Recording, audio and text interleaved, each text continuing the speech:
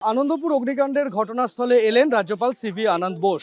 তিনি আসেন দুটি গোডাউন, একটি ডেকোরেটর সংস্থার গোডাউন আর একটি মোমো প্রস্তুতকারী সংস্থার গোডাউন, দুটি তিনি ঘুরে দেখেন এবং একদম নির্দিষ্টভাবে আইন শৃঙ্খলা দায়িত্ব যারা রয়েছেন, তদন্তকারীরা যারা রয়েছেন, পুলিশ প্রশাসন যারা রয়েছেন, তাদের গাফিলতিতে বারবার, তাদের নজরদারির অভাবের জন্য বারবার এই ধরনের অগ্নিকাণ্ডের ঘটনা ঘটছে এবং নির্দিষ্ট নিয়ম নীতি মেনে এখানে কাজ হচ্ছে না এবং সেটা দেখার দায়িত্ব যাদের, তারাও সেই দায়িত্ব ঠিকভাবে পালন করছেন না। ঘটনাস্থলে এসে এমনটাই নিজের উপলব্ধির কথা প্রকাশ করলেন রাজ্যপাল সিভি আনন্দ বোস।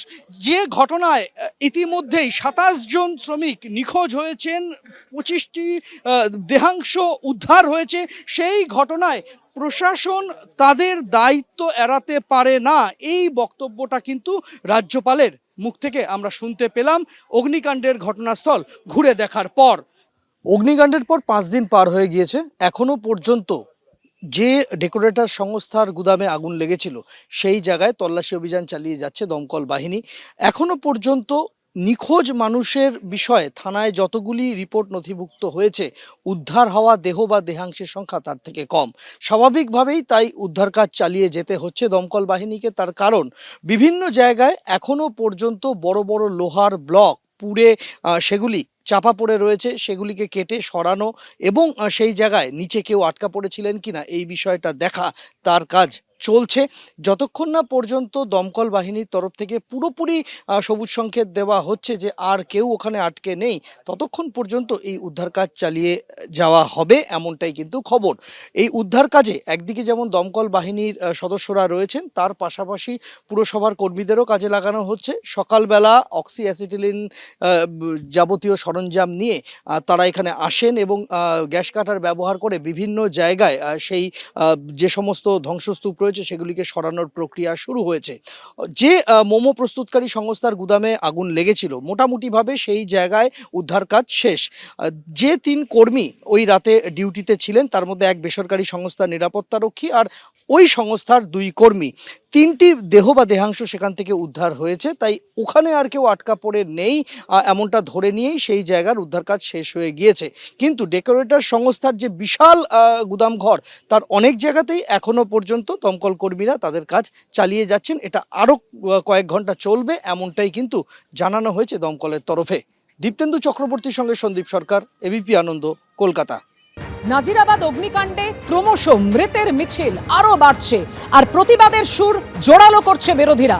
এই মুহূর্তে পাশাপাশি দুটি ছবি রাখবো আপনাদের সামনে। শুভেন্দু অধিকারীর মিছিল, হাইকোর্টের অনুমতিতে আজকে শুভেন্দু অধিকারী মিছিল করেন, নাজিরাবাদ থানায় গিয়ে ডেপুটেশন দেয় বিজেপির 5 প্রতিনিধি দল। অন্যদিকে এসএফআই তারাও আজ বিক্ষোভ দেখায়, বিকাশ ভবনে গিয়ে ডেপুটেশন দিতে বিক্ষোভ দেখায়, পুলিশের সঙ্গে ধস্তাধস্তি বেঁধে যায় এই দাবিতে।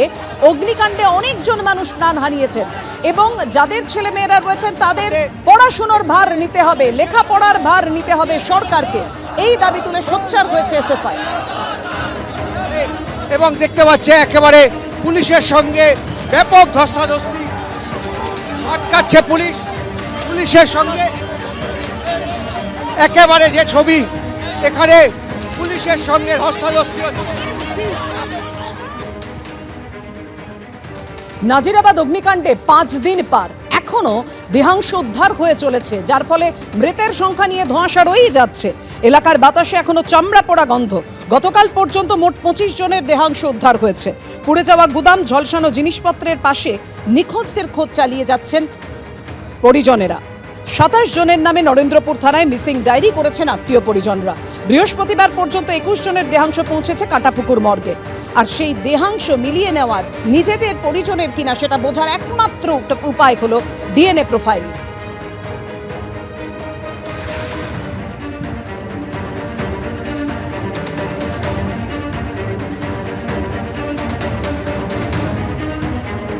নাজিরাবাদে ভয়াবহ অগ্নিকাণ্ডের ঘটনায় আরো 2 জনকে গ্রেফতার করা হয়েছে। আপনারা জানেন, ওয়াও মোমো গোডাউনের ম্যানেজার রাজা চক্রবর্তী গ্রেফতার হয়েছেন। ওয়াও মোমো গোডাউনের ডেপুটি ম্যানেজার মনোরঞ্জন শীটও গ্রেফতার হয়েছে।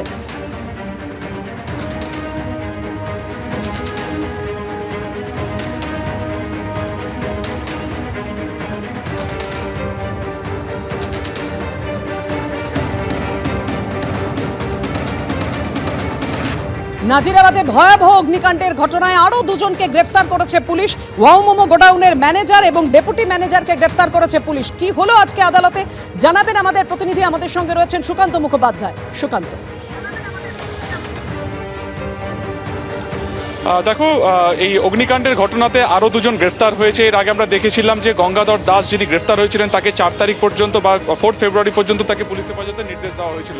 এবং আজকে এই নরেন্দ্রপুর এলাকা থেকে ওয়াও মোমো গোডাউনের দুজনকে, অর্থাৎ তার মধ্যে ম্যানেজার রাজা চক্রবর্তী এবং অন্যদিকে ডেপুটি ম্যানেজার যিনি রয়েছেন মনোরঞ্জন শীত, এই দুজনকে গ্রেফতার করা হয়। এবং যাদের বিরুদ্ধে মূলত অনিচ্ছাকৃত খুন এবং খুনের চেষ্টার মতন একাধিক গুরুতর ধারা যেমন দেওয়া হয়েছিল, তেমনি ফায়ার অ্যাক্টেও একাধিক ধারা দেওয়া হয়েছিল। তাদেরকে আজকে এই বারুইপুর আদালতে তোলা হয়, যেখানে 4 ফেব্রুয়ারি পর্যন্ত এই দুজনকেও কিন্তু একই রকমভাবে পুলিশ হেফাজতে নির্দেশ দেওয়া হয়েছে।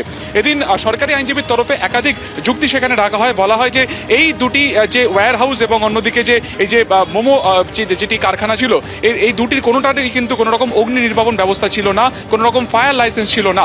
এছাড়াও এইখানে ফায়ার লাইসেন্স না থাকা সত্ত্বেও প্রচুর দাহ্য পদার্থ সেখানে মজুদ ছিল।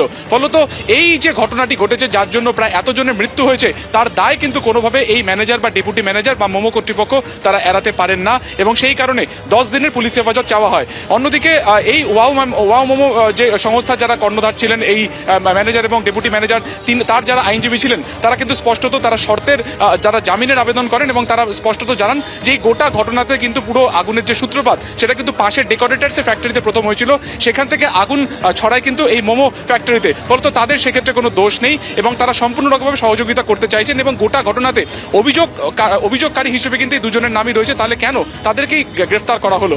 দুতরফের বক্তব্য শোনার পরে 4 ফেব্রুয়ারি পর্যন্ত পুলিশ হেফাজতের নির্দেশ দেওয়া হয়েছে। অন্যদিকে সরকারি আইনজীবীর তরফে বলা হয়েছে যে 27 জনের দেহাংশ ঘটনাস্থল থেকে মিলেছে এবং তাদের দেহাংশ যে অবস্থাতে মিলেছে সেখান থেকে ডিএনএ প্রোফাইলিং এর কিন্তু প্রয়োজন, এবং সেই ক্ষেত্রে সেই ডিএনএর আবেদন কিন্তু করা হয় ডিএনএ পরীক্ষার জন্য। সেই আবেদনও কিন্তু ইতিমধ্যে মঞ্জুর করা হয়েছে। সব মিলিয়ে এই দুজন এবং আগের যে একজন অর্থাৎ গঙ্গাধর দাস, এই 3 জনকে 4 ফেব্রুয়ারি পর্যন্ত পুলিশ হেফাজতের নির্দেশ দিয়েছে বারুইপুর আদালত। ধন্যবাদ তোমায় সুকান্ত। যারা পার্সন ইনচার্জ যারা গোডাউনটাকে দেখে তাদেরকে নেওয়া হয়েছে, তাদেরকে অ্যারেস্ট করা হয়েছে, যেটা আমি বুঝতে পারছি, because they are looking after the day to day affairs of the company. That is the reason why. কিন্তু আমার মতে এখানে কোনো অফেন্স মেড আউটই নেই ওদের বিরুদ্ধেও বা কারোর বিরুদ্ধে, কোম্পানি হোক বা কোনো এমপ্লয়িজদের বিরুদ্ধে। আমরা অলরেডি কোর্টকে বলেছি কে 26 তারিখ যখন এই ঘটনাটা ঘটে তখন আমরা চিঠির মারফতে জানাই। আইন বলে কে যেটা first in point of time তাদেরই ইনফরমেশনটা should be treated as first information report. আমি জানি না কেন সেইটা ট্রিট হয়নি এফআইআর নিয়ে।